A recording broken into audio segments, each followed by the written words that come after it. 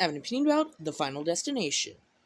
So, second to last movie in the series until Bloodlines comes out in about 2 weeks.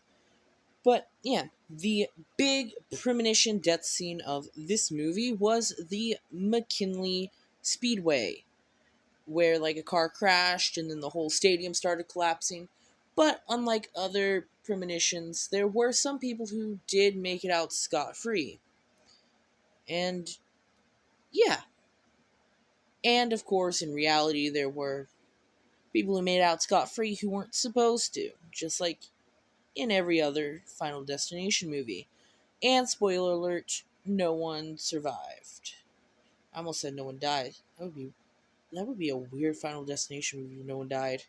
Anyway, let's get into the survivors. Saved by Mr. Nick O'Bannon.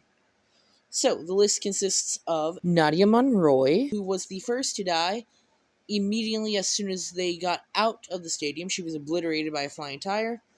Then we got Carter Daniels, who was dragged away by his tow truck, and it caught fire and exploded. Kind of gruesome. But, hey, it's Final Destination. What do you expect? And then we have Samantha Lane, who was shot through the eyeball with a pebble right in front of her children. So, yeah.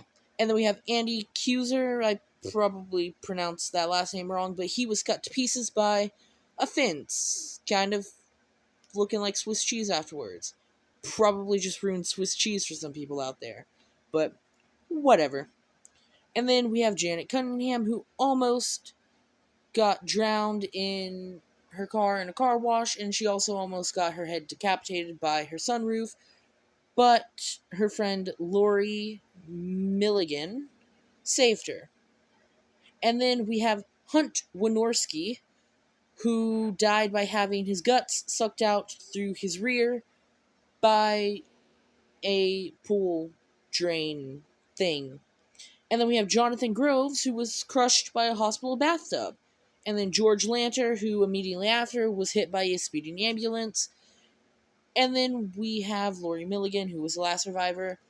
And Nick O'Bannon, Lori Milligan, and Janet Cunningham were all killed by a semi-truck in a cafe at the end of the movie. And, yep, no survivors. And one movie left. Overall rating, 12.